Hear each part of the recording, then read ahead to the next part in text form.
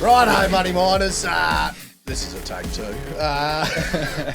We've got a cracker. Mate, bloody anyone that wants to know where the future of copper is coming from, Trav is delivering a spectacular. JD, were you in this one? Yes. Oh, because it hasn't happened yet. But Tom Woolrych has done the work for us. Tom Woolrych is the man. I'm not here. Buy-side geologist, he gets large undeveloped copper projects, and we're going to run through, the investable universe of the single asset kind of copper undeveloped projects, which might be takeover targets. Maybe he has a good view, maybe he doesn't, but he'll tell us his honest opinion. And it's never a better time because these copper assets are super attractive takeover targets, or even just like a sell down of the stake for a large amount. We saw Rex, we saw Winu. These things are heating up everywhere. The multiples are huge, so we're just keen to go in, keen to learn about the best undeveloped copper projects. Basically, thanks Tom for doing it with us. Good on you, Tom. Was Tom aware that this episode was brought to you by Grounded Construction Group? Did you? That's why he came on. That was a precondition. Yeah, because he would have come on for the rest of them because they're all awesome. It's true. But you think, because I think copper, I think electrical wiring, I think a grounded donger is useless without copper. You need to power that aircon, otherwise she's a bloody sauna. So Tom spent plenty of time out in the field. He spent plenty of time at camps. He used to work at, the likes of BHP, MM. Yep. Where else did he work? He's worked enough places to be smart enough to know that anything above the ground is grounded constructable. If it's above the ground, grounded, do it. What he would have done to have a grounded donger there in his time, he would have given a left nut, I reckon. It's not just the dongers, mate. It's like the whole non-processing infrastructure. They do the admin. They can do the workshops as well if you want them to. But it's these are facilities you want to stay in, and you'd be happy to be in at Christmas time, when you'd really want to be with your family. Well, and look, speaking of Christmas, Trav, we're not talking out of our arse here. Paul Natoli has actually invited us over for Christmas lunch. We are a part of his family now, with his family, and there's two topics at the table: Sicily or camps. That's it. That's all they talk about. That's passion. That is passion. So we're a part of the family, and we're getting grounded tattoos. Go grounded, and let's go copper.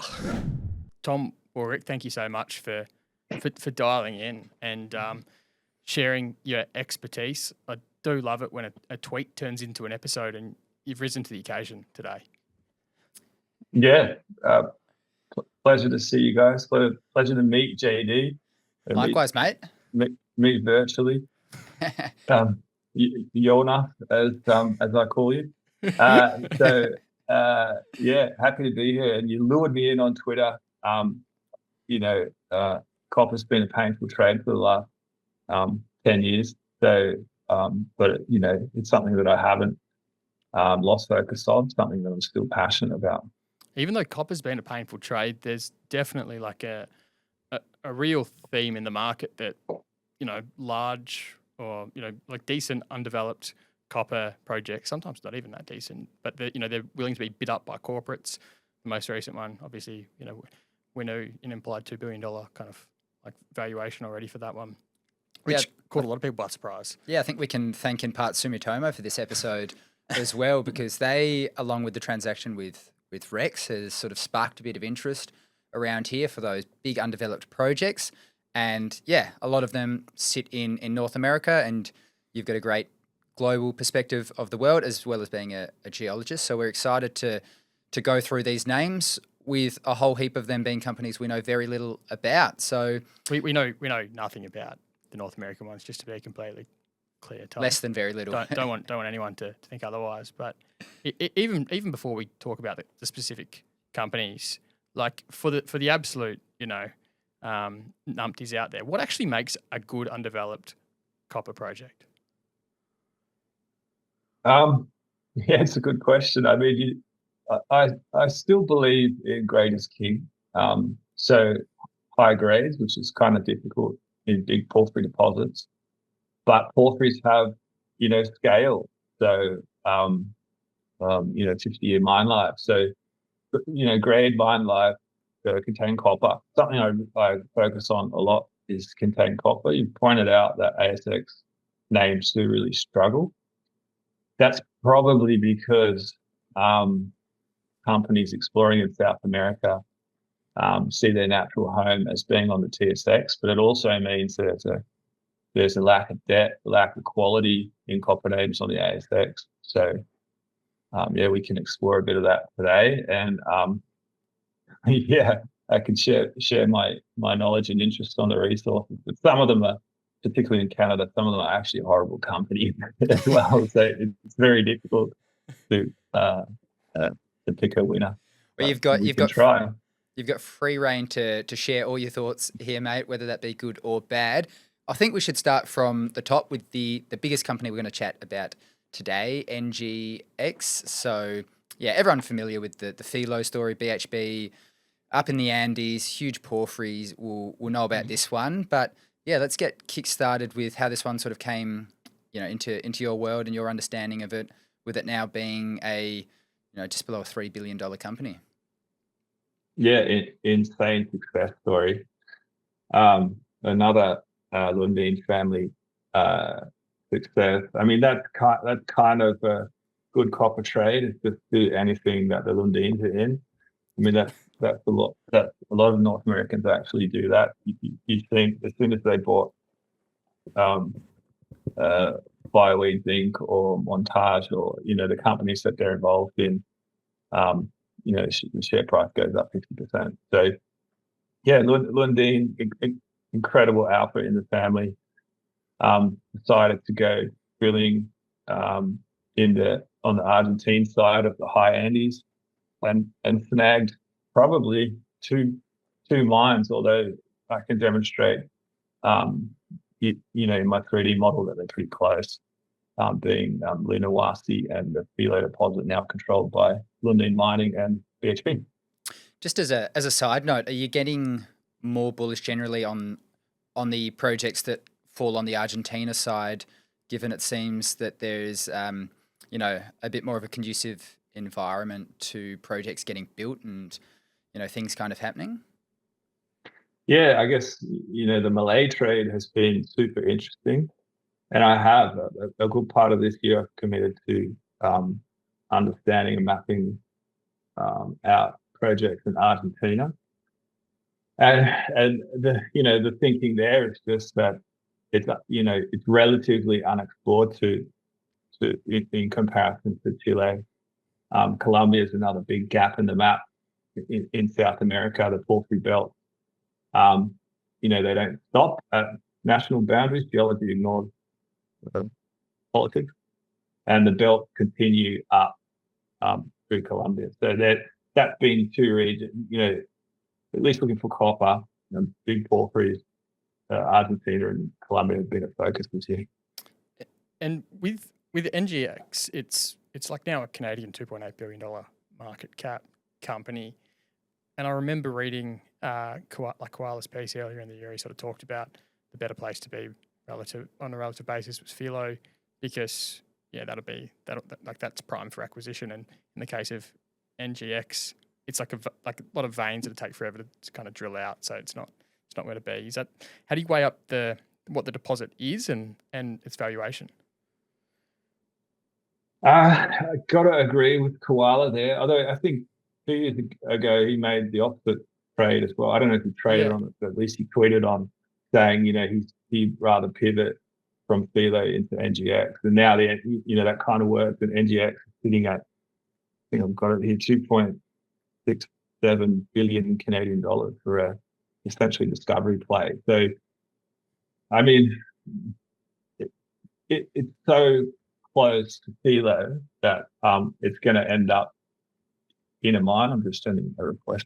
So it's going to end up,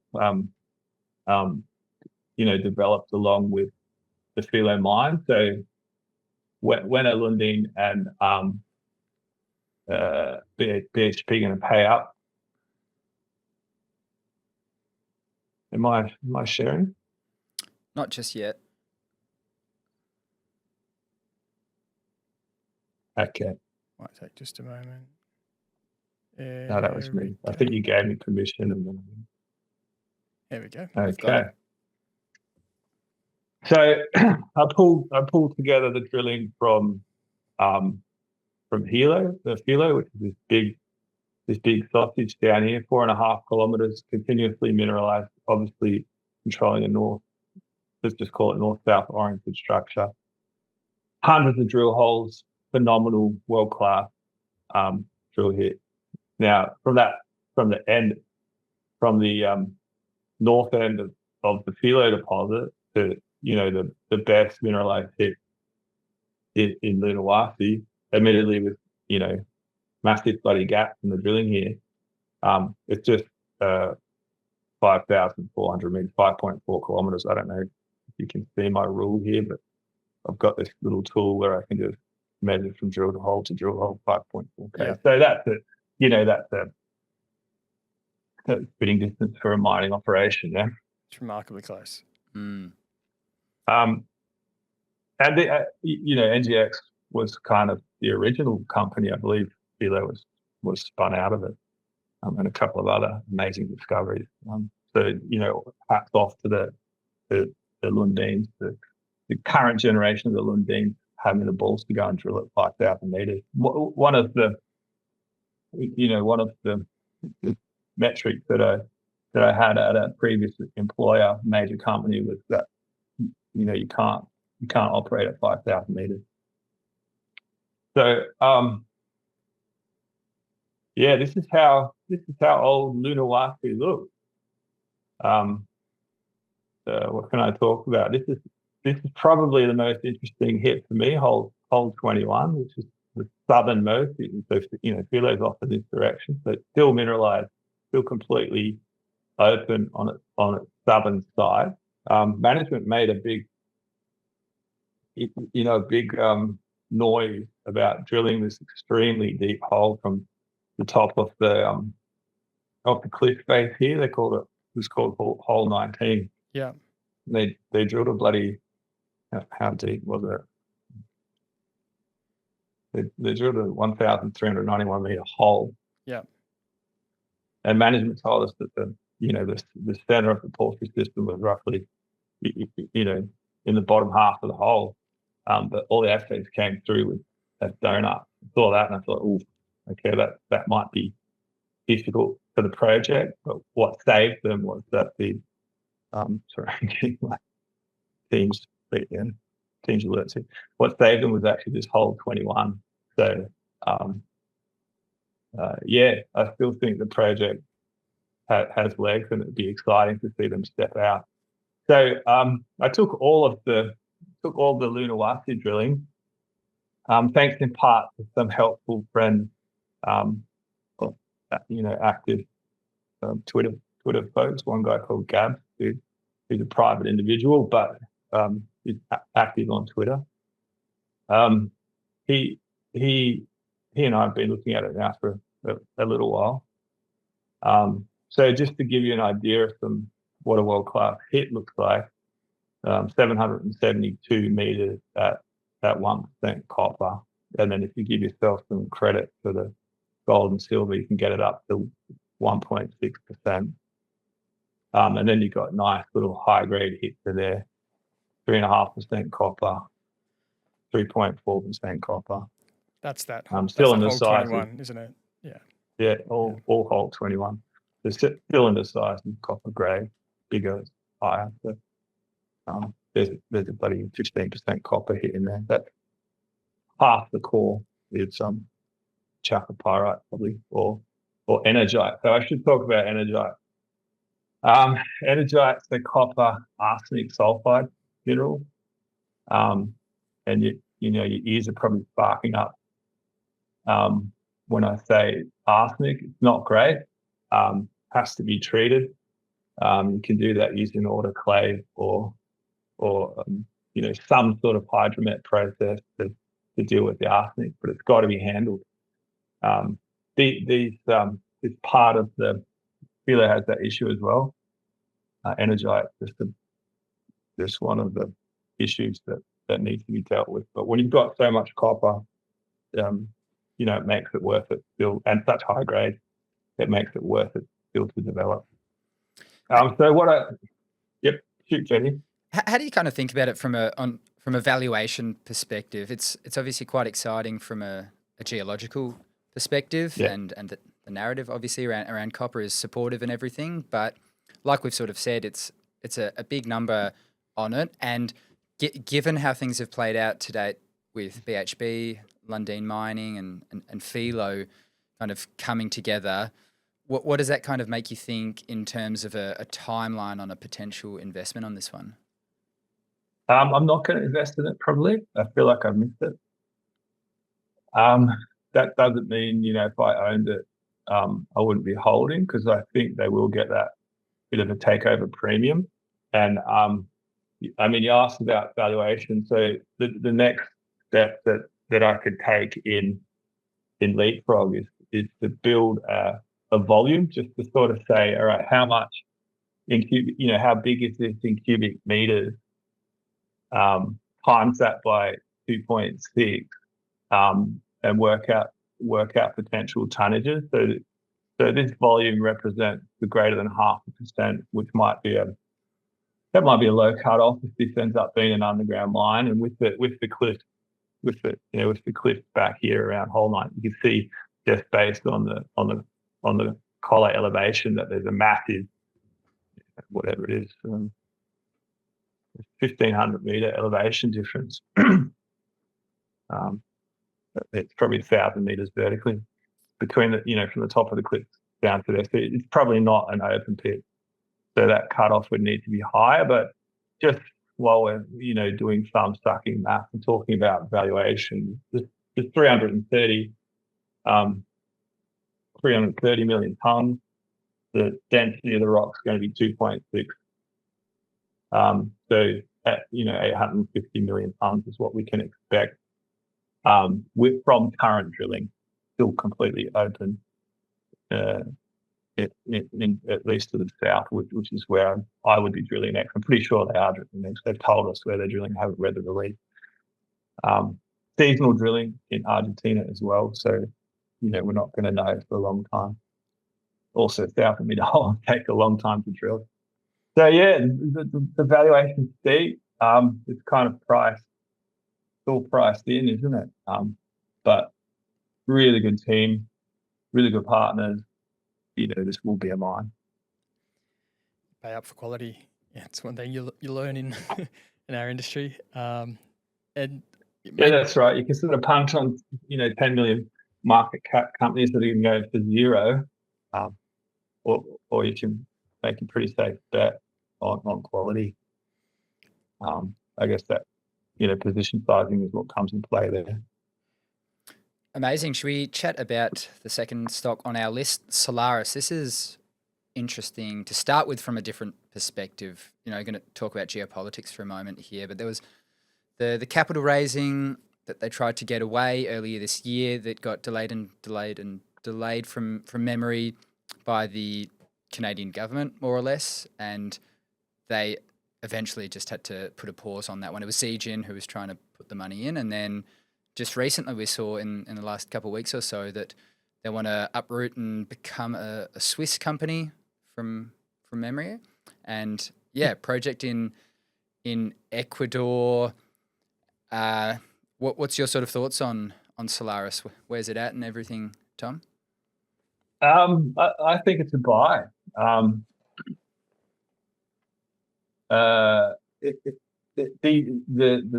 deposit they found, Warinta, probably pronouncing it wrong, is mega. It's unbelievable. It's been known about for a long time. Everyone's had it off their radar because of Ecuador. The Chinese said, "Well, we don't see that problem. We want to put money into it." And the Canadians said, "No." So it's been a pretty there's been no geological alpha there to be leveraged,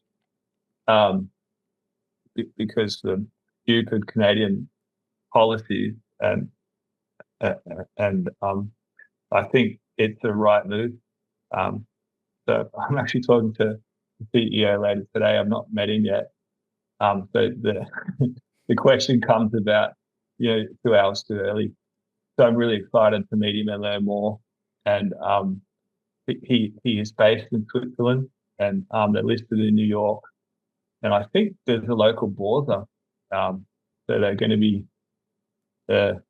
Quito, New York, and Swiss company. So that's pretty exciting. I really like that they've bitten the bullet and kind of stuck up the middle finger to Canada and going to have a real crack at it.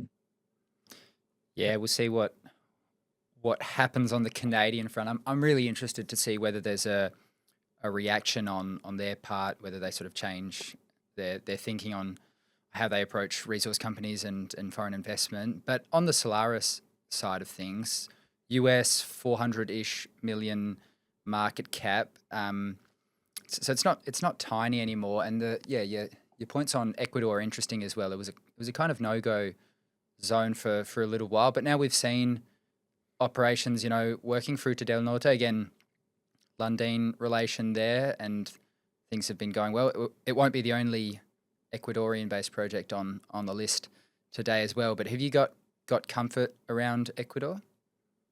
Not really. Don't know enough about it. What I do know is that Solaris have been sort of criticised in the past for their community relations, government relations. They haven't handled it well, and that might have been that they haven't had enough focus on becoming or being an Ecuadorian company. So again, it's the right move to commit to moving executive to the capital and being head up by Matt, who's ex Glencore as well. So he's going to have really solid deep ties into the capital market. But from a politics Ecuadorian, I'm the wrong guy to ask it. I'm looking at one of the slides in the investor deck, and it's an M&A transaction precedents deck, and they're saying that developers go for 0.8 times NAV. I mean, you'd have to interpret the changing the head co is sort of just putting a bow on it for the Chinese to buy it, right? Yeah. Look, I don't. The new management is incredibly savvy. I don't think they'll give it away free. And there are examples between Chinese and US, Canadian, Australian entities having successful partnerships. The classic example being Ivanhoe taking, I think it was 300 or 400 million from a Chinese co to develop Kamoa. That was before even Kukula was found. And, Friedland said that's the best trade he's ever seen. Xi again, in their case, got it, basically stole it. So, Chinese capital doesn't concern me. I like that they're aggressive.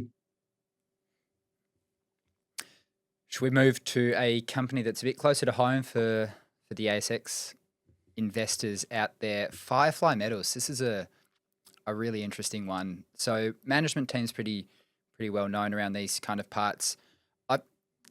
I did have to sort of have a bit of a double take seeing just how big the market cap had gotten. That's right. Yeah, we're talking sort of $600 million Aussie, and this is versus the other projects. This is brownfield, so there is I think 950 meters odd of development at Ming.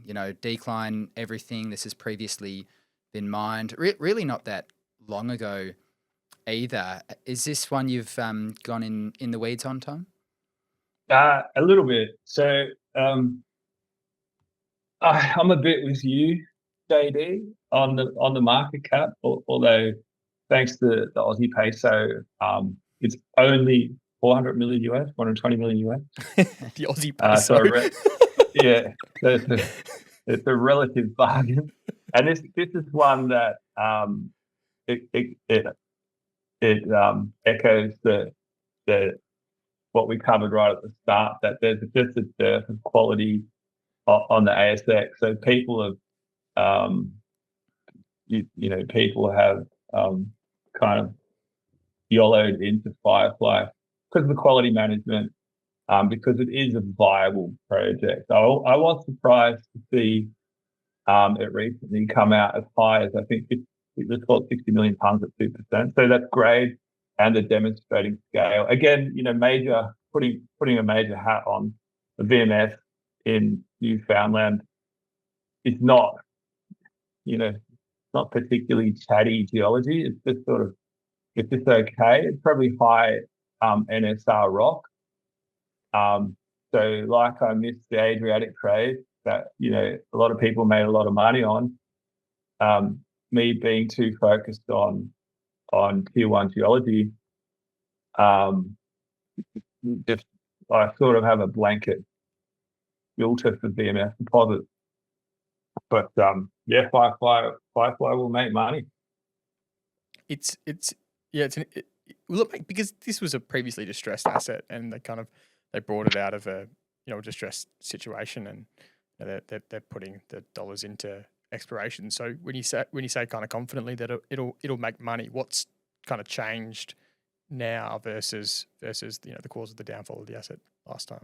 Yeah, they have really got that resource up. It's well over 1 million tonnes contained copper now. So if you just, as I have the privilege of doing, if you just take a step back and think, okay, 1 million tonnes contained, they can produce 100,000 tonnes of copper a year for 10 years. Super simple,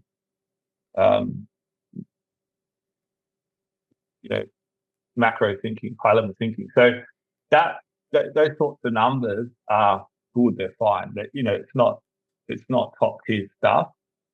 And then 2%. So without having built a model or having hours and hours, having spent hours and hours with management, I do think that one's. I have to. I use the mine no mine binary. I talked about it a little bit on Antonio's Resource Talks podcast. So the mine no mine binary says 0 no mine 1 mine. This this thing's probably right up there at the 0.9. Yeah. And you spoke about there being a failed asset. That that's just timing. Copper's not quite at incentive pricing, but it's pretty good. The quality project should be making money today. Becomes with that sort of thinking, which I sort of like the way you go about it. It becomes a very big project all of a sudden to get to a number of that sort of scale. Underground mine, there'd be a bit of capital that needs to go through. I had sort of heard in the past, the decline and everything versus an Australian sort of operation, you might need to run through, make things a bit bigger and whatnot.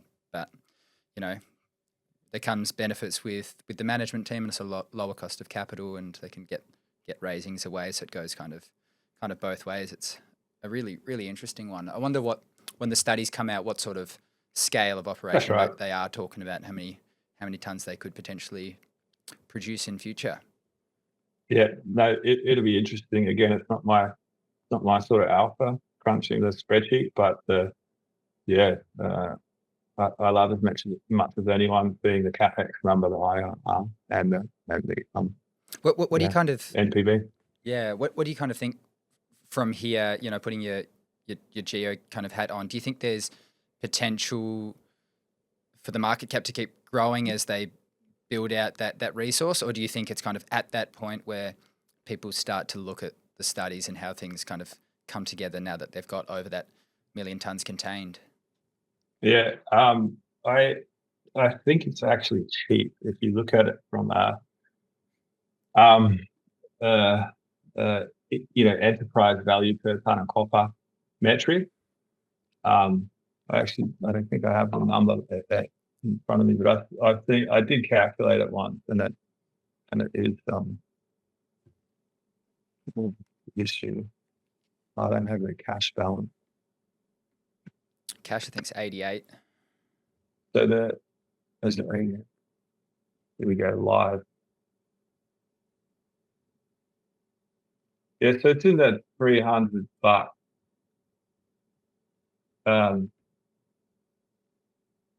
per dollar of EV. So that's okay. Not cheap, not expensive. And moving slightly lower on the market cap front now, we've got TSX listed Marimaca copper, $464 million market cap.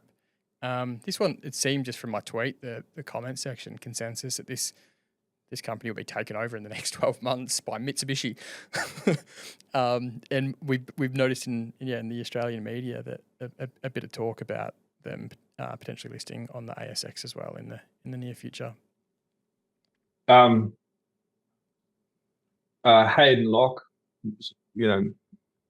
mega dude, Aussie, lives in London. All credit to him. He's taken 0.45% copper resource, which doesn't really create a sexy headline, but it's in the middle of some of the best mining infrastructure in the world, so it does make sense. And moving to the ASX is the right move, at least today. Who knows what's going to happen politically in Canada?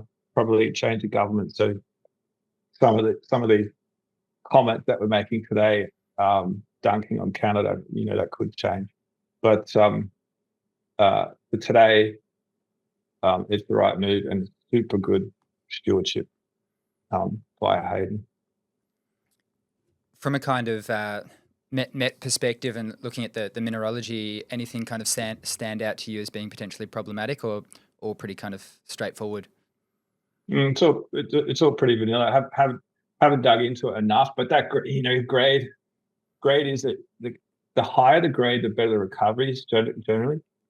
So they are going to have to move a lot of rock. They are going to have a lot of tailing, and I don't have the exact numbers in front of me, but there's always concerns with con grade and things like that for low grade deposits, but nothing that a good management team can't handle. And it's going to, like Trap, that it's going to be sold soon anyway. So is that Marimaca and chill? Is that you're going to sell soon? Like, what's the word on the decline around that? Why is there kind of just a general consensus or understanding that this will be sold soon and that the buyer is even kind of identified? What's the linkage there to Mitsubishi?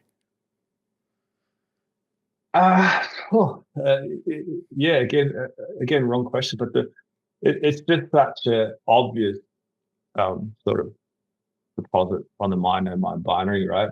It's probably a 1. So it's just a matter of time getting everything approved, getting things going, getting the cash in the door to start building the thing as well. We what's Marimaca at 450 million. So that they're still you still got to discount them to that big wad of cash for the capex that they need. But that might not be a problem. With it being so sort of straightforward, I'm not sure how much of the history you're familiar with here, but was grade the reason, or is it just a more recent sort of project to come on the blocks as to why it hasn't become a mine already? Yeah, probably grade. So it's just if you look at projects as a whole, ignoring that they're owned by companies and administered by mining licenses, there's sort of a pipeline of projects that make sense. If the market's efficient, they should be putting the good projects into production first, right?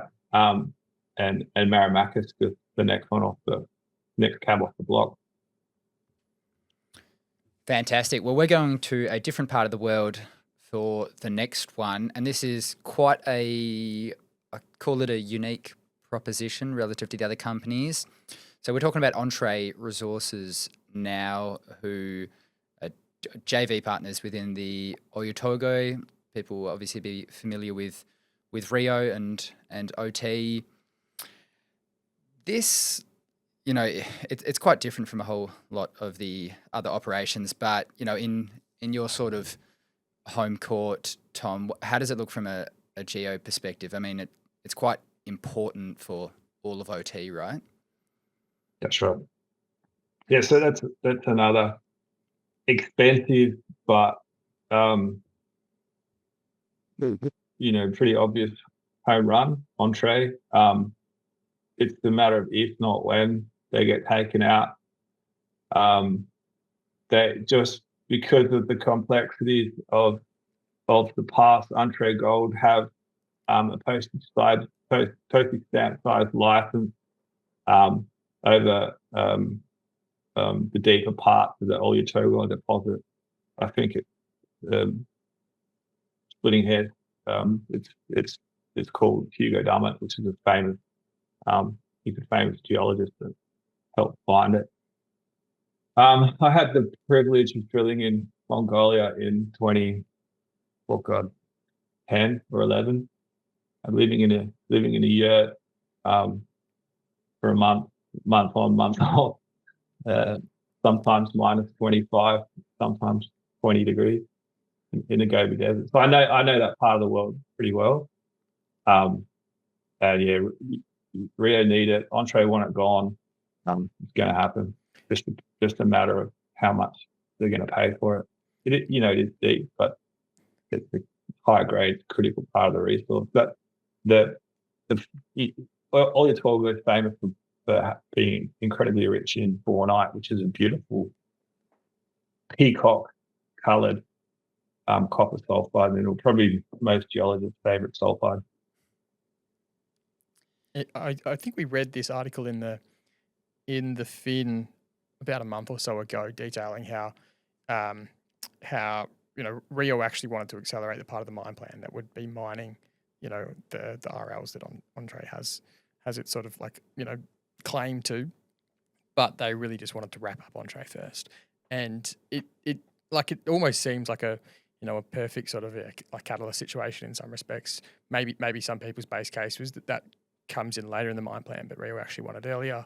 They're clearly holding out for maximum value, and have done so for a long time. So as a shareholder, you might even just have confidence that they'll be able to extract the maximum possible price in a situation where Rio absolutely needs it more than they can.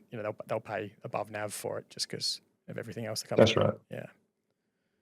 Yeah. No, I'd be, don't own Entree despite brokers. It's constantly the top of brokers list again because it's not a new discovery and it doesn't excite me, which is a bad way to invest. I should just be owning these things. Don't worry, mate. There's plenty of stuff I don't own that I should have owned. Yeah, that's a pretty obvious statement, isn't it? Get wet, rent bladders now. They rent while you were on the topic. God, these guys are bloody nimble, mate. They've gone from get wet to get rent. Wow, that is handy. I can think of a bunch of use cases for a rented bladder. Mate. Well, you think if you were sitting on the fence about a get wet bladder, if you were just being stupid, this would push you over now onto the side of the get wet bladders, mate. All shapes and sizes, up to 2.5 million litres, 400 to 600 litres a second, in or out. Enormous. Fuck the hard-sided tanks off.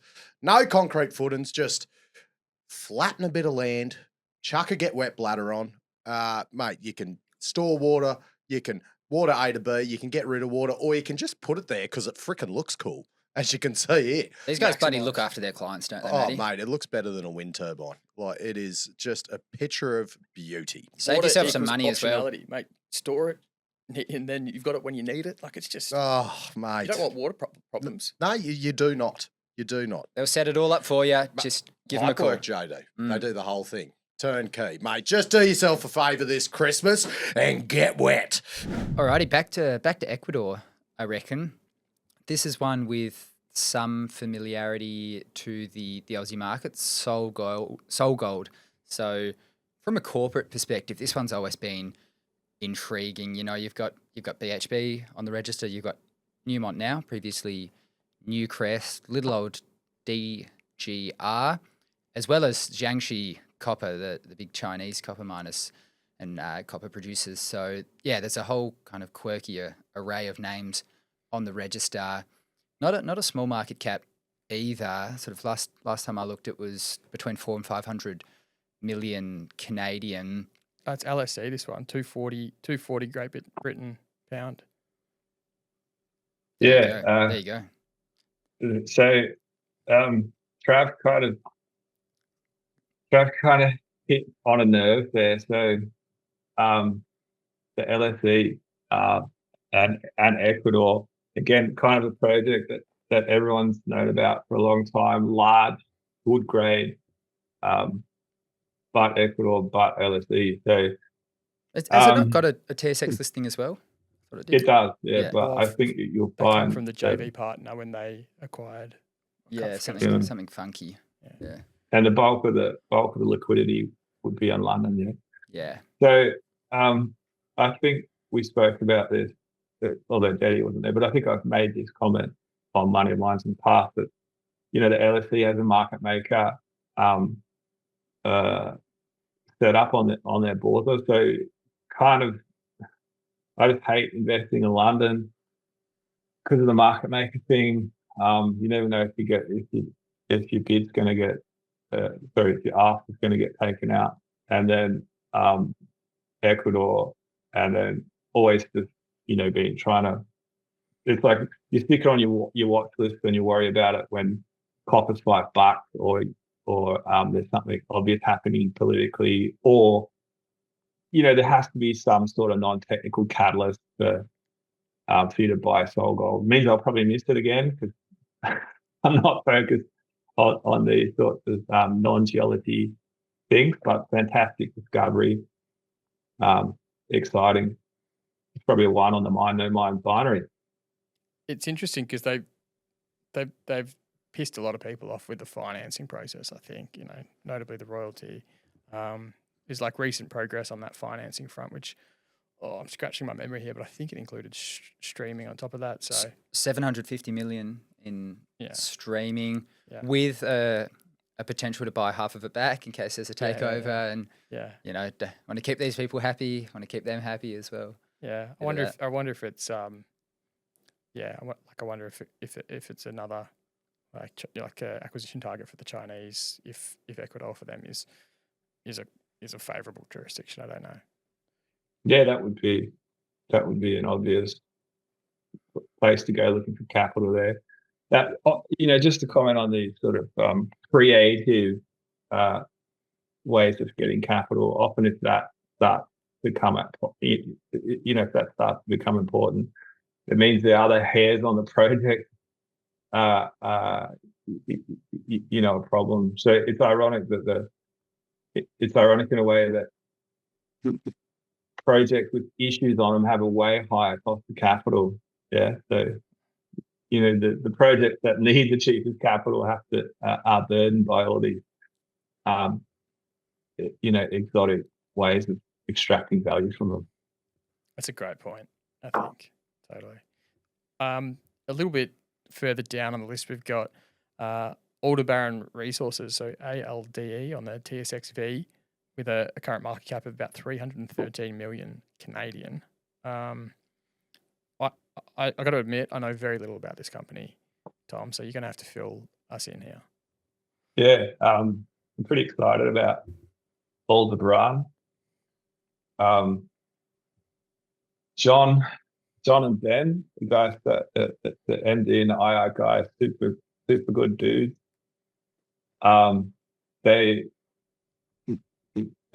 We could probably wrap up Aldebaran and Regulus in the same discussion if you want. Let's do it.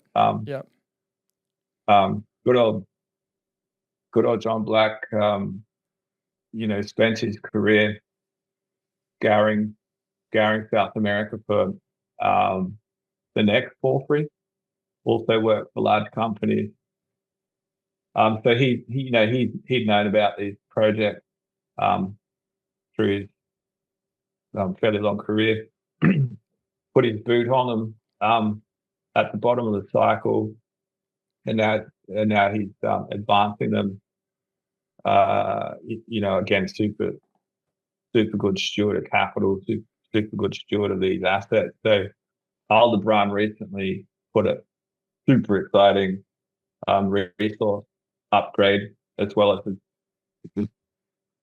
I don't know what you call it, partnership, joint venture, whatever you want to call it, with Newton, which is the Rio Tinto started looking at using some innovative processing techniques to essentially heat leach sulfide material. So that's got a tech aspect or some sort of interesting new way of processing. Fairly deep resource, which is something that the detractors hang on it. But with the recent resource upgrade, the partnership and they just have massive amounts of contained copper now. I think I've updated my numbers. It's something well north of 500 million tons contained copper. So 500 million. ALDE.TSXV. Sorry, 5 million tons contained copper. Thanks, thanks, Dave. I was about to say that's a hell of a bit of copper. Yeah, they're 5 million tons. Albeit relatively low grade, a lot of strip, and they will need. I think they'll need new time to work to deal with a bit of arsenic. There's not arsenic throughout the entire ore body, but certainly in the shallow part. We'll see how this innovative processing technology deals with this high arsenic portion of the ore body.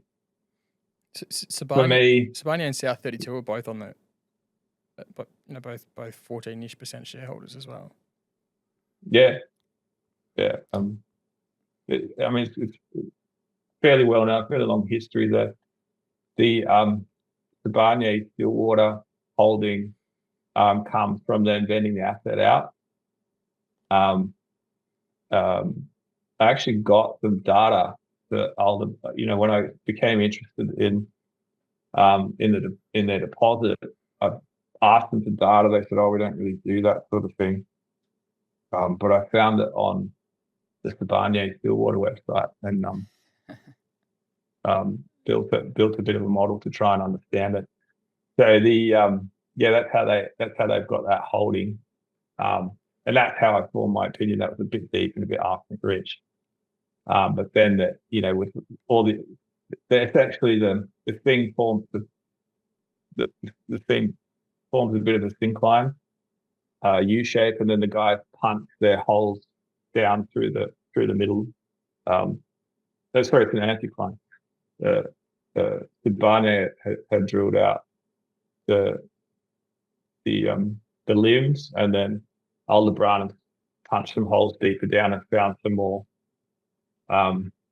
copper at depth, and that's what's given them the massive resource upgrade. So they haven't put out the NI 43-101, which is the what Canadians call their technical reports.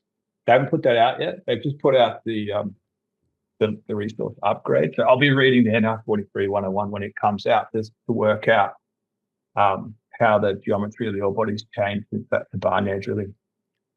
South 32 are kind of been flashing a bit of cash around. We're going to talk about one later called American Eagle. Yeah. And good on them for supporting these sorts of projects. And then I mentioned briefly on Regulus, so let me just finish off on John Black companies. They're kind of a bit like Entree. They've got big neighbours, Buena Vista, Buenaventura, and another partner. I can't recall the name. But again, through the vagaries of licensing and getting mining permits and mining licenses, Regulus has snagged a good chunk of a really high quality, high grade, big tonnage porphyry, this time in Chile. So both Aldebaran and Regulus, super interesting buys, especially if you've got a bit of a stomach for duration. So what does that mean? Everyone says the copper price is too low, it's going to go up. Other people say there's going to be a massive recession. So we don't need copper in a recession. So they're sitting on the sideline and waiting. So in both of those scenarios, I guess you need to be able to hold Regulus and Aldebaran a little bit long term. In the case of Regulus, is when you say it's a bit like Entree, okay, is the logical acquirer, is it so Goldfields who have the neighbouring sulphide mine, is it them or is it someone else? It's probably one of Insuro, which is a far bigger company, I think. Yeah. Yeah, so the joint venture Cormolache with Buenaventura Southern Copper and Espro, and you can see in the conceptual pits that Regulus put forward, they're literally a line that they have to strike right through it, where their tenement bands hits, abruptly into their neighbours. And you can see, I was looking on Google Maps just before, you can see in that part of the world, and literally right where they are is it's quite close with some other operations, like really next door neighbours. Yeah, exactly. So it could be Southern Copper as well. How did Rio end up with 16% of the company in this case? Not sure about the history there. I'm guessing, previous transaction. I think it's the same as Aldebaran. It's Newton, so it's Rio Tinto's Tech Ventures for heat leaching and stuff. So they're 16% shareholders here. That's right. And there's the option with Aldebaran for them to take 60%, leave Sibanye with 20%, and have Aldebaran remain 20% shareholders with the project should they get to that point. I think in 26, I was just skimming through. Mate, who said we didn't know anything about these companies? It's handy when you've got the announcement in front of you. Yeah, no, they're quite interesting. Keen to see how they piece together over time. And yeah, like we're sort of drifting down the market cap kind of scale now, which provides a added bit of curiosity for us that like to look at really cheap stuff. I love the ticker for this one. Ticker is BIG on the TSXV, but it's for Hercules Metals. Yeah. Market cap is 157 million Canadian. Project is Hercules. It used to be Hercules Silver, didn't it? Now it's just Hercules Metals Corp. That's right. What do you see with this one, Tom? Barrick is a 13% shareholder. Yeah, Barrick and a friend of mine, Willem Middelkoff, YOLO'd into Leviathan, which I think is a super exciting discovery. I've talked a lot with Willem about it. We're both bullish on it. Again, we're getting into the end of the cap table into the investable universe that I'm pretty excited about, and Hercules Metals is definitely one of them. So they were Hercules Silver, that because they were focused on a shallow, high grade, small silver project, and some of the early drilling, there was Smith copper, and some people started saying, well, hang on, this thing, this might have a porphyry under it. There's a layer of full volcanic ash, and the silver veins have cross-cut that ash, and it's sitting quite shallow, almost at surface, high grade, interesting silver product. I think I've said this to you guys publicly in the past. It was a byproduct, so it didn't get me excited. But when they started putting in deep holes through the volcanic ash, through what geologists call an unconformity, into the layers that host the porphyritic type geology, that's when it really got interesting. So Barrick made a big investment, and then I started modeling. Should I can I share again with you guys? Please do. Yeah, let's see it. Some of the results here. So you can kind of see what some folks call the pancake. That's roughly the unconformity. The tuff layer sits on top of that, and then the structure runs in this orientation. Some of the early holes, let me turn some of this stuff off. some of the early holes drilled. So it was sort of 23. What's 23 hole?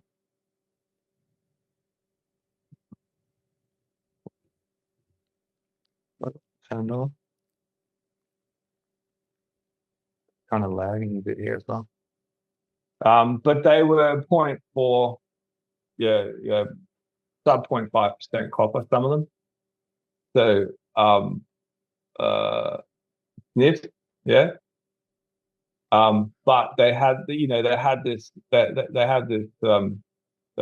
cap on top of them. It's a chalcocite blanket, which is what happens is chalcopyrite weathers chalcocite, and in that process, some of the copper from above gets leached down and concentrated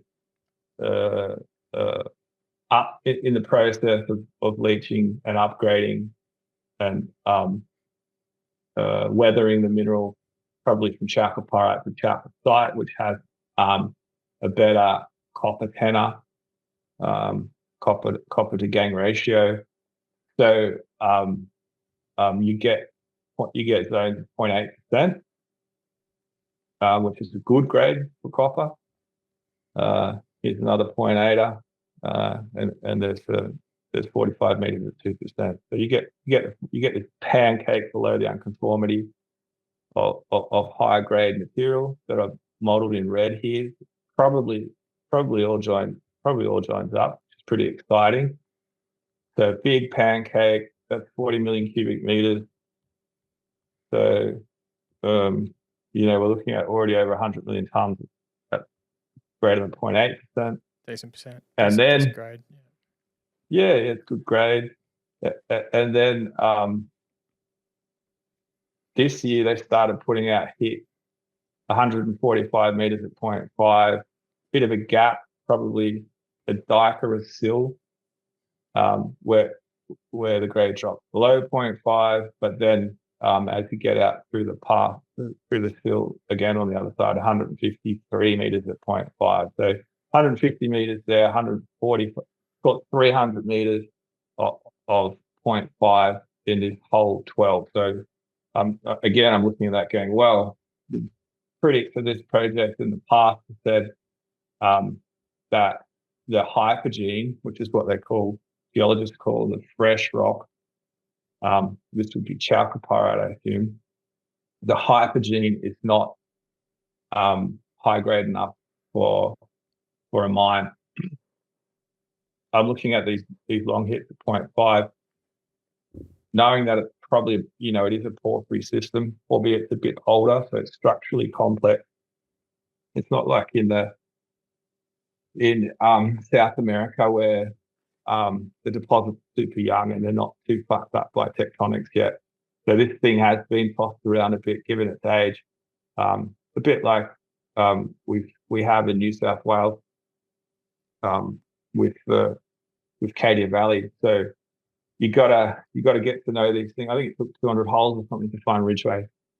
These things do take a bit of drilling, but once you start to understand the geometry and the system, and I think the team have certainly made big steps this year in doing that. They've started to hit a zone that has, they call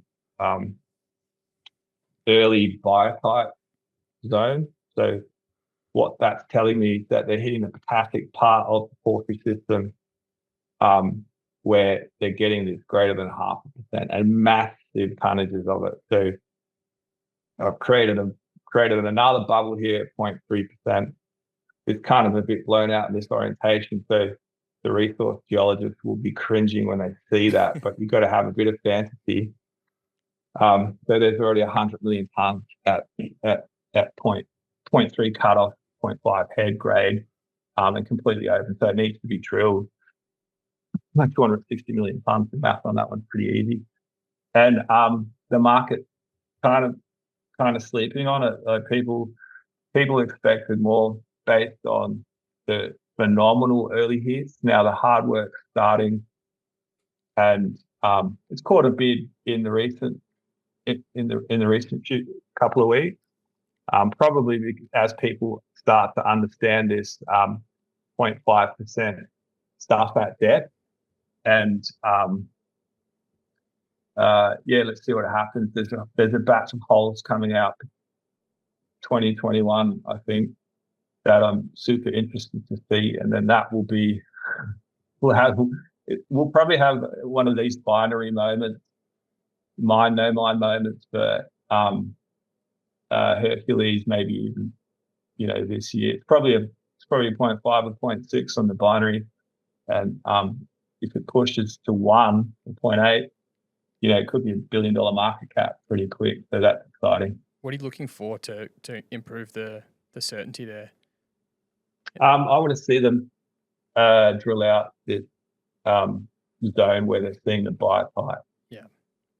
And then that will be, if they can demonstrate significant tonnages of greater than 0.5, it solves a lot of the geometry issues with this project. Well, that's the detractors of the project say too deep. That's fine at small tonnages, but if you get into block cave territory, it doesn't really matter. The contained copper gets above 2 million tons, going to become a target for a major who you pointed out, Travel, already on the register, already actively engaged with the company in trying to drill out the project. Some of the early holes were drilled west of a national forest service. The Americans will probably correct me, but this is a sort of a state reserve, I guess we might call it, in Australia. So there is a permitting process to drill in the Forest Service, which the CEO, Chris Paul, super dude, he's been working through the steps to get that done. He's now got permits to drill also on the east. So all in all, probably a discovery. Awesome. We'll go just a bit up north from Idaho now to Canada, to BC. And I don't know if you actually say this one as NAK or NAC, but we're talking about American Eagle, who have attracted a bit of attention from some major miners out there. So firstly, Teck, and then South 32 with Teck topping up from memory. So they're both on the register, which awesomely for the company means they're relatively cashed up. I think they're about 37 million in cash.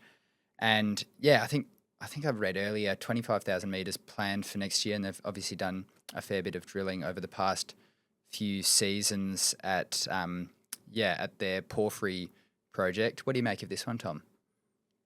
I really like management.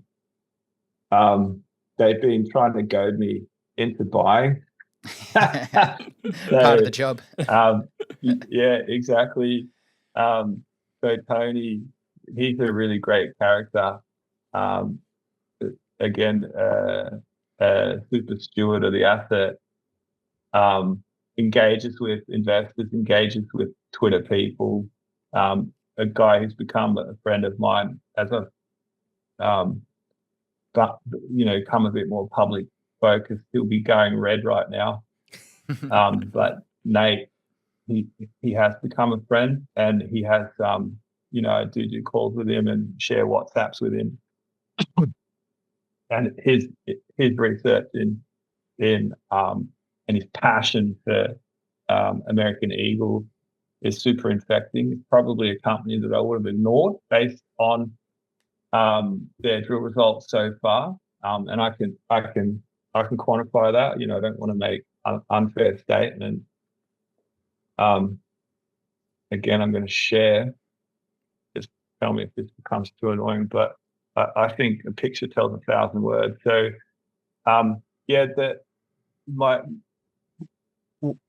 the semi-public goading from between Tony and I is that I say he's been kind of conservative in just drilling holes around their semi-famous hit in hole 17, 23-17. I mean, as a geo-alpha focused geologist, 0.25 copper. I do like to look at copper only. I like to look at the projects first of all on the primary metal to see if at least one of the metals can carry the heavy lifting of the project, and only then do you get a credit for your gold or your moly. In this case, gold, which is 0.28. I hope you can see that. So yeah, are you talking about? So this is the 2317 hole, which was at the 451 meters at, they call it 0.89 copper equivalent, but you're saying it was 0.25 copper. Okay, well that you're talking about this hit here, 431 at 0.4, which gets you copper equivalent of 1, which certainly does interest me, and that's probably what got me interested in the stock, and then getting prodded by Nate, and then goaded by Tony to do the work on the project. So that is an interesting hit. So hole 17, and so then me being a nerd, I pulled all the data into Leapfrog, and they drilled so hole 11 was the first one where they hit they did hit a zone 102 meters at 0.39 or 1 in the copper equivalent. Yep. And then they drilled. They knew about that hole, and they drilled 17 right through the gut of that little high grade hit, which they kind of knew about. And then they start drilling 50 or 100 meter step out off that hole. These holes basically cross, and then this is 50 meters away, and they drilled 165 meters at that 0.2, which is not quite enough. Yeah. Then they got this hole 15, which it's a complete duster, 500 meters at 0.1, which controls the southern extent of mineralization. And then they do all these 50, 100 meter step out. If you're drilling a porphyry, you should be able to step out 200 meters and hit and have continuity. That's the word that geologists use, from drill hole to drill hole. So that's where I became sort of critical of the company, was that they weren't really swinging for the fences in the way that Hercules are. Hercules really are drilling 200 meter step outs and looking for the core of the system. I should point out, I don't think American Eagle have a porphyry. I think it's a skarn or a contact skarn in relation to, I'll show you the intrusive body, the Babine stock. They've got this copper enriched north zone and a gold enriched south zone, which contact with the Babine porphyry. Exactly. Yeah. So the Babine stock here in ping, and it's come up and hit some sediment and cooked up sediment and created a contact skarn. There are some dikes and sills coming off the main porphyry stock or the Babine stock. It doesn't matter if it's porphyry or not. It's intrusive, and the mineralization is then kind of shot out into the sediments off the edge of the Babine. Again, super technical team doing super work. They'll be cringing as I might make that description and telling you it's wrong, but it's sort of a mental model. It doesn't really matter in the long run. What matters is the drill hit. Yeah. Yeah. So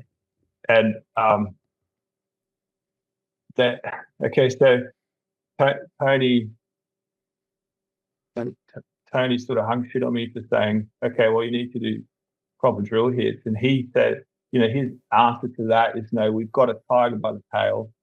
It's the wording they use. And we need to systematically explore it. Well, that's fine. You can systematically step out 100 meters and work out the geometry of this thing in a systematic way, and sort of grid drilling it. So hole 5 in the south controlled the southern extent. Sorry, hole 15, I think it was 15 in the south, and then hole 5 in the north. You can see that hit a long intersect of 0.14. And now, what's interesting about the stock, as you pointed out, Trav, is the photos they've been showing of what looks like chalcocite, chalcopyrite, bornite mineralization in what they're calling the north zone. So they've got gold-rich southern portion and then a copper-rich northern end. So what's the cap there, JD? You've probably got it in front of you. You're at 124 million Canadian. Yeah. 87 US. Yeah. You've got some smoke, and now they start putting out interesting photos of Cool. really interesting, of core and copper sulfide, and they get an investment from South 32. And what will set me over the edge on this stock is if they can put out some of the big style, Hercules style intercept, 500 meters at 0.5, please. and then I'll buy the stock, and then I'll join Nate on Twitter banging the table and move this one above, maybe a 0.3 or 0.4 on the mine, no mine binary. Yeah. Thanks for explaining, making it easy for me to understand something that doesn't have a resource wrapped around it yet, Tom. Appreciate that. Yeah. My volumes are not that great. I mean, it's probably not worth dwelling on, but if I try and build a 0.3+% volume, it has poor continuity. Gotcha. What about I think we've got 4 ASX companies in a row to come now, which we might be a bit more familiar with some of these names. Caravel Minerals, they 117 million Aussie market cap. The Caravel project's been around forever. Pretty kind of undemanding grade and big capex. But there's a lot of projects like that floating about. This one happens to be in WA. Have you run the ruler over Caravel before? Not really. Not until you prompted me to, Trav. So I'm going to rely on you to probably the wrong person. broker me on this one, but yeah. Help me on the numbers. Is it 1.2 billion tons at 0.2 was the sort of 0.24? Yes. Was the sort of number that I got, and it's like, wow, that's if we just go on the contained copper metrics, over 3 million tons contained copper, and then you get into it's a quarrying exercise. How good can these guys quarry? It's well outside the sort of geological alpha. It's more for the spreadsheet miners. What did you think? I don't own the stock. I'd probably be unlikely to own the stock, but I do see it as one of those ones where it's a call option. Like, if copper rips, then this kind of trades in accordance with that. But yeah, I mean, it's not like a small market cap either. Like, it's north of nearly 120 Aussie. So it's I mean, it's been around forever. The numbers have been on it forever. It's just such a big capex. They're not going to be able to fund it themselves. But if you happen to have some strategic project sell down, which validated it, which seems like could happen to a bunch of these things at any point in time after seeing Winu, then maybe stocks like this re-rate off the back of that. Yeah, can't argue with that. So I'm guessing, the history of it. I'm guessing some geologists knew about it and thought, oh bloody hell, there's 3 million tons of copper there, sitting there for cheap. Probably got it for nothing, and promoting it. Is that the story? Mate, I actually don't know. I don't know. I remember comping this for as long as I can remember. So I think it has been around for a while. But big capex. I don't have too much more to say on it. I think the only fundy we've ever spoken to that I know owns it was Lau about a year ago, and they might still do. I'm not sure. Yeah. That's actually a massive tick in Yeah. my box. Oh, John Forward knows his stuff for sure. Yeah. Gun. Yeah.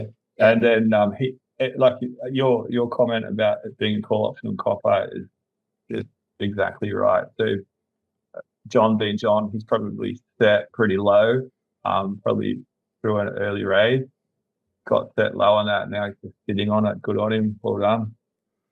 Yeah, we'll see what happens there. They've been flagging a DFS rather. They put themselves on a timeline, and then that's just been kicked down the road. So we'll see what the numbers look like when that comes out and whether they can spruce it up in any sort of material means. Staying on the ASX for the next one, which one are we going to do? We've got Hot Chili, so yeah, capped at 110 Aussie. I mean, they're listed on more than just ASX, but yeah, we know them as an ASX stock with Costa Fuego and Cortadera in Chile. So not to be, don't want to be super negative, but again, it's another one that's been known for a long time. You can see it in the chart that it's been a long and drawn out, difficult process. There are a lot of people that support this. You know, they want to see a South American Aussie discovery, an Aussie project succeed, as do I. But it's not a new discovery, so it doesn't excite me that much, and it doesn't really stack up on the comp table like we've been, discussing for some of the earlier projects, and that's why way down here towards the bottom of our ranking on market cap. So that project has some extremely solid technical work done on it. That they were really early on using multi-element geochemistry and alteration mapping, and with a super strong technical team mapping out and delineating and finding deposits. So that's where I first came across it, because of the solid geological team running their ruler over it, and starting it from a technical perspective, but then the economics seem difficult. Let's see. The economics difficult. Is that just a view on the IRR, or do you look at the grade and just doesn't kind of rank favorably in your amongst the others in your view? That's right, size and grade, and then that's how I kind of allocate my how much time I commit to the projects is based on that. Yeah, so obviously put way more time into Leviathan, big Hercules Metals project than I have recently in hot copper. Hot chili. We'll keep the ball rolling. There's probably a strong support on hot copper for hot chili. I have a suspicion there would be, mate. We'll keep the ball rolling regardless and go to Havilah. Coming back to Australia on the ASX, South Australian based project. Again, long history. Oz Minerals had they had an option over the project. Kalkaroo. Kalkaroo. That fell away. They didn't update on that post the BHP takeover and all those sorts of things. Yeah, copper equivalent 0.81%, so 1.1 million tonnes copper contained, with a fair amount of gold as well, 3.1 million ounces in gold. Is this one you've studied closely? I think we've got to ding, I haven't first. Sorry, Tom. Yeah. Ding, both JD and I. And goodbye, well done. Don't own it myself, but again, this is one of these projects that's been around for a long time, and in this case, the grade, the contained copper, the gold credit, that all does stack up. So maybe the fact that it was stuck in with a major who they're never going to develop it, But if a good management team, well capitalised, supported by the public market, can get their fingers in on this one, this does look interesting. It's not something I've spent a lot of time on. Again, Trav flagged it with me when we were working out what stories to cover today. So this is one where I've whacked it on the watch list and will be following with interest.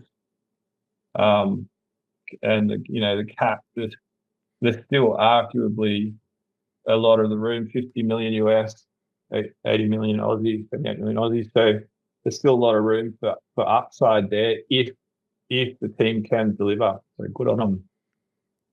Yeah, we're very keen, but to see how that one sort of fares. But like we said, Trev and I own the stock, so we won't dive in too much deeper.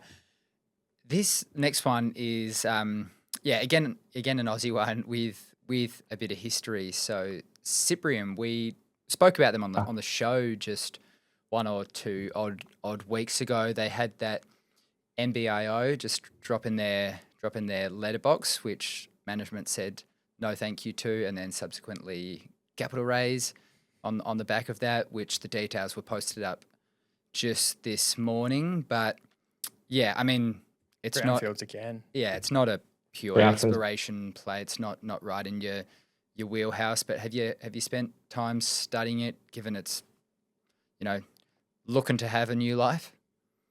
Yes and no. So it does kind of pass some of the early filters. 125 million tonnes at 0.8 for over 1 million tonnes contain copper. That's okay. A lot of development already done. So that's good. The spreadsheet miners can crunch the numbers there and see if it makes sense. Only 40 million, 26 million US market cap. Getting offers from third parties, that looks pretty good. That's probably a pretty easy buy there. Yeah, the catch is the EV's a fair bit higher because they've got some secured debt and con notes in the cap structure too, to the tune of like 70 million Australian. So, but there is some cash in there too. But yeah, there's usually a bit of hair on the things when we start to fall down. That's right. So the cap's that low for a reason. Yeah. And there's a like Nifty's got its complexities, which like from previous mining methods and the likes, which I think there's complexities with the underground, but I think the restart plan here is just a big pit, so maybe they can make it work. But one. I mean, it can work if it's similar in scale to FireFly, or 4M mining, or something like that, which have gotten a lot of support. So it's going to be about management getting out and telling the story, fending off takeover offers. Maybe they should have taken it. It was a pretty hefty premium, wasn't it? 80%.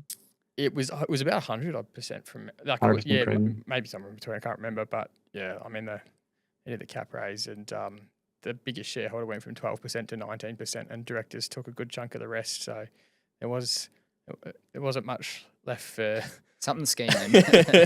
I wouldn't be surprised to see them engage with Appian in the near future. Put it that way. Yeah, exciting. Got to see more consolidation and projects push forward, not just sitting there doing nothing. Yeah, definitely.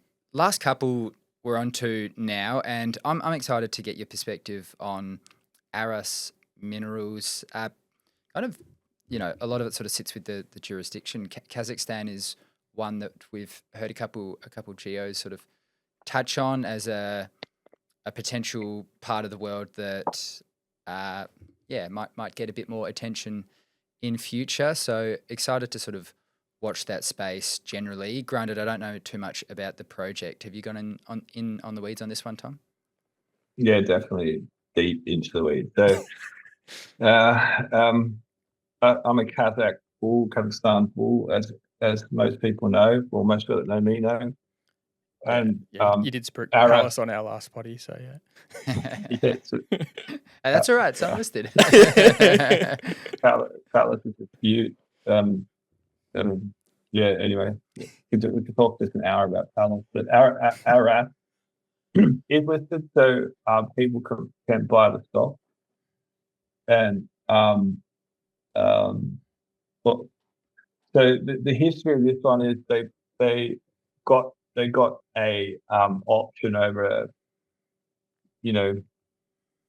not quite a 0, but maybe 0.2 on the no mine binary deposit called Bescalga, which is, relatively small, relatively deep, relatively high arsenic.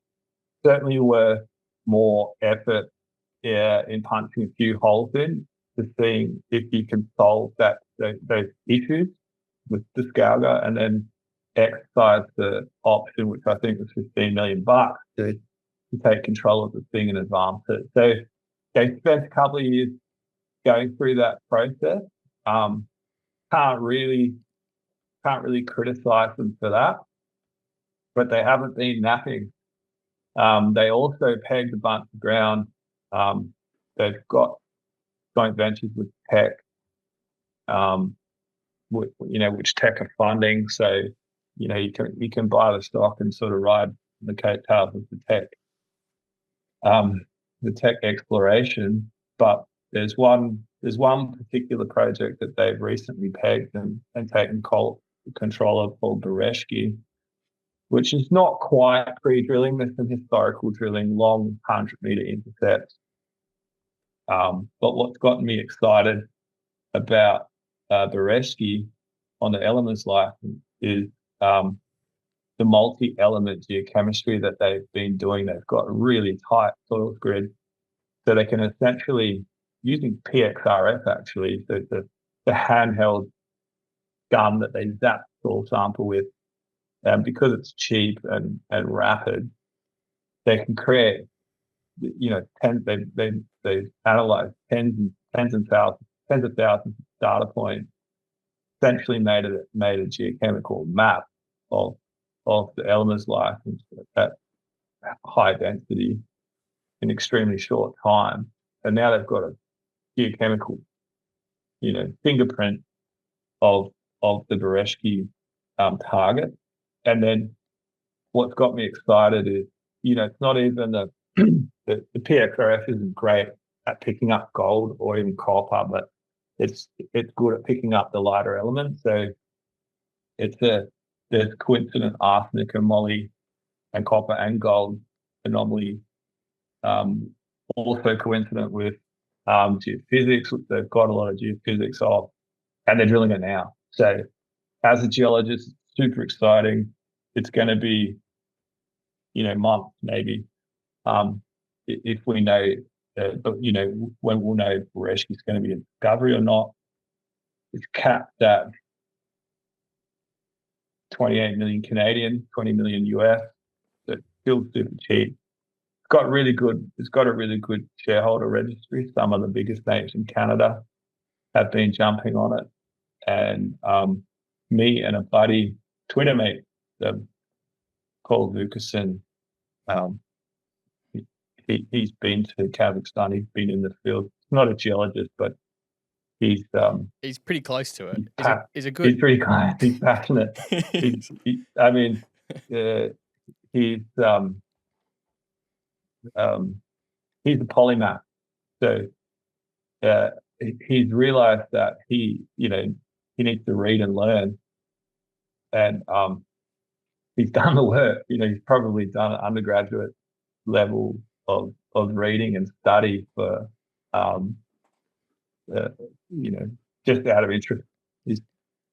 He's a great character, become a good friend. Super impressive for not having done the study, done the formal study, I think. Yeah, agree. Yeah. And the exciting one. The last one to wrap it up on the exploration front, Tom, rugby, which I think Vuk has also mentioned in the past. Yeah, I heard him chat about it on Mining Stock Daily just last week. Previously promoted a fair bit and has kind of come back to earth, but that's right. And now with only a 10 or 14 million Canadian market cap, you find it interesting? I definitely find it interesting. They recently closed the cap raise, which we participated in. I believe Lau participated in as well. Tony Manini from EMR participated in. So, if you've got the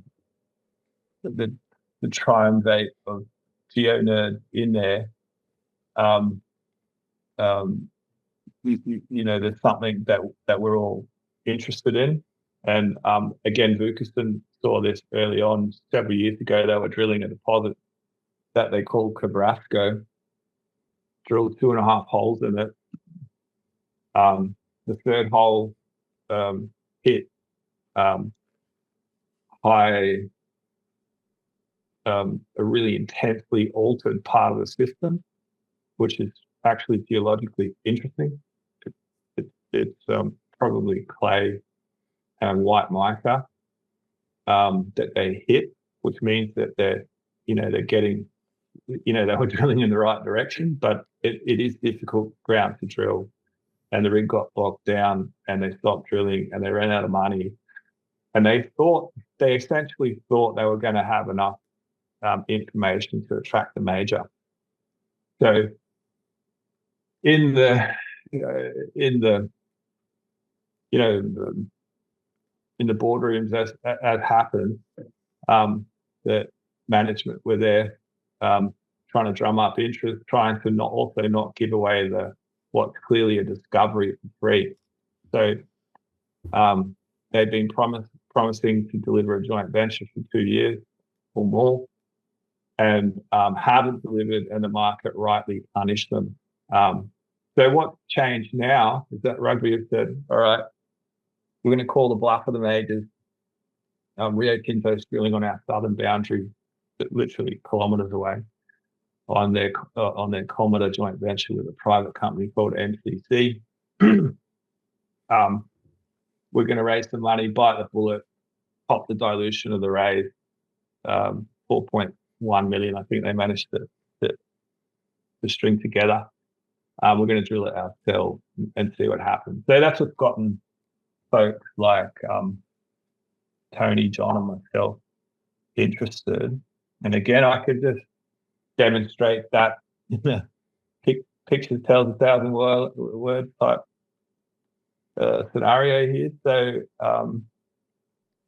I'll show you the tenure situation. This letterbox gap here is the Rio MCC joint venture. They've had they don't publicly announce their drill hits, but they've had good enough drill hits that Rio Tinto wants to keep on drilling within this little gap here.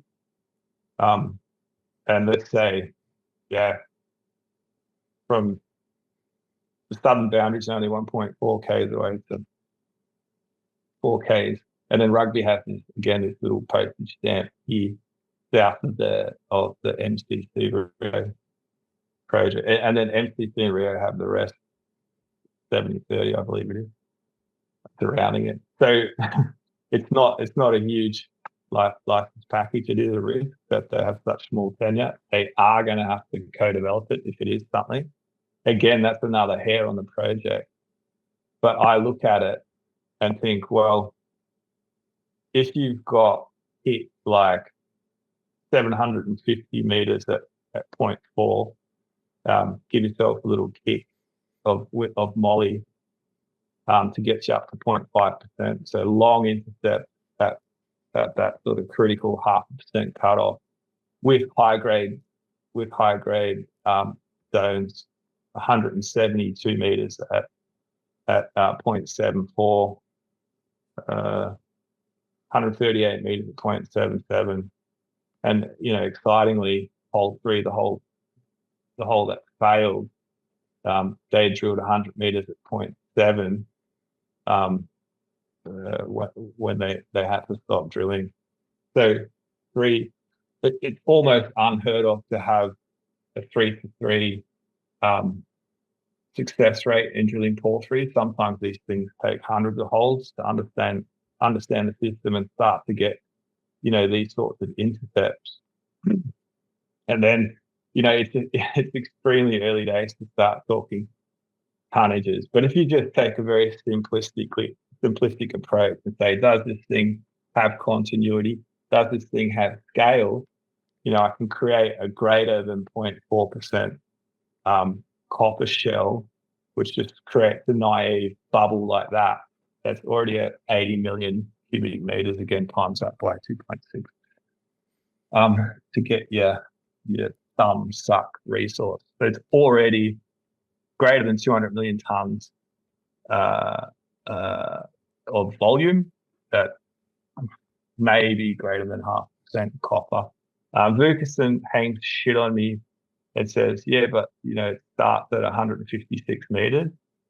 But it's too early to. It's actually too early to say. The system is huge. If you look at, I don't have the map here. It's in their deck. But if you look at a copper grid that they have, it's literally that entire area, 6 or 7 kilometers. It's the surface anomaly. They've only just drilled this little part of it. So if you're talking about super high risk,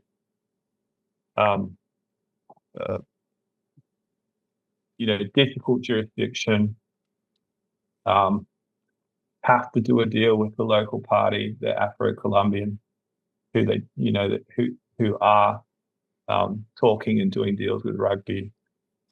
You have to go through a permitting process because, in some sort of a forestry classification. You have to use a helicopter to get in there and drill the rigs. It is an narco part of the world. It's just 80 kilometers from the famous Medellin, which has really turned itself around.